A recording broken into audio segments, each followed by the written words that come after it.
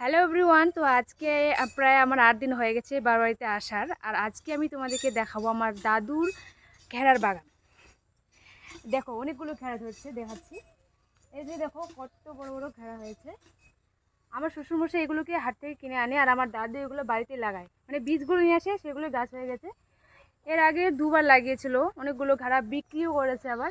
এখানে তোমাদেরকে দেখাচ্ছে, দেখো ছোট এগুলো তো অনেক লম্বা লম্বা হয়েছে, এখন মোটা হয়নি। আর ভিতরে এগুলো দেখাচ্ছি করে তার সাপটার মতো লাগছে যে। আর এই যে ওটা দেখে একদম মনে হচ্ছে না সাপগুলো যেমন থাকে, মানে গোল করে ওরকম হয়ে আছে। ওই দাদি যদি দেখে না তোকে না থাপড়ায় ঠিক করে দেবে, বুঝলি?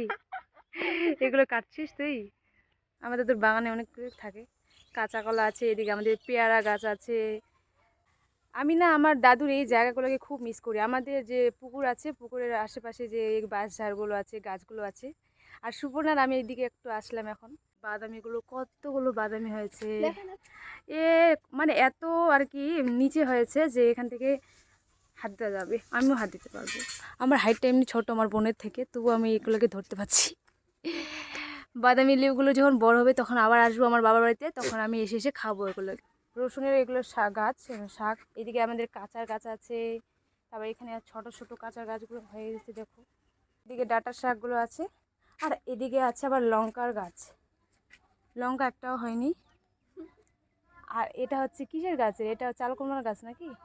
চলো আজকে ভিডিও পর্যন্তই, দেখাবে নতুন একটা ভিডিওর সাথে। টাটা।